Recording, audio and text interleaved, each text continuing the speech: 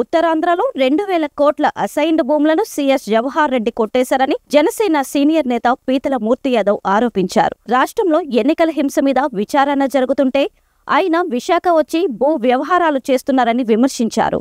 ఇందులో SC, ST assigned భూములు ఎక్కువగా ఉన్నాయన్నారు. భూముల మార్పిడి జీవో 596 ఆ జీవో ఆధారంగా భూములు కొట్టేశారని ఆరోపించారు. ఆయన కుమారుడిని బినామీగా పెట్టి 800 ఎకరాలకు పైగా భూములు డీల్స్ చేశారని విమర్శించారు. ఎన్నికల ముందే అడ్వాన్సులు తీసుకున్న అసైన్డ్ భూముల రిజిస్ట్రేషన్లు ఇప్పుడు చకచక జరిగిపోతున్నాయని ఆరోపణలు చేశారు.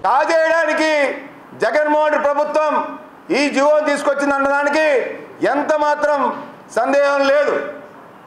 దీంట్లో భాగంగానే ఆంధ్ర రాష్ట్ర chief secretary doctor KS Jawahar Reddy సుపుత్రుడు కుమారుడు ఇక్కడ విశాఖ నగరంలో ఒక కార్యాలయాన్ని నిర్వహిస్తూ భోగాపురం చుట్టుపక్కల ఉన్నటువంటి ప్రధాన మండలాల్లో 800 ఎకరాలు జవహర్ రెడ్డి నేతృత్వంలో వాళ్ళ కుమారుడు మొత్తం పేద రైతుల దగ్గర నుంచి అసైన్డ్ భూముల్ని డీ పట్టాలని అక్రమంగా దొడ్డిదారిన రాయించుకున్నారు. 2,400 కోట్ల రూపాయలు విలువ చేసేటువంటి భూముల్ని చీఫ్ సెక్రటరీ జవహర్ రెడ్డి కుమారుడు కొట్టేశారు.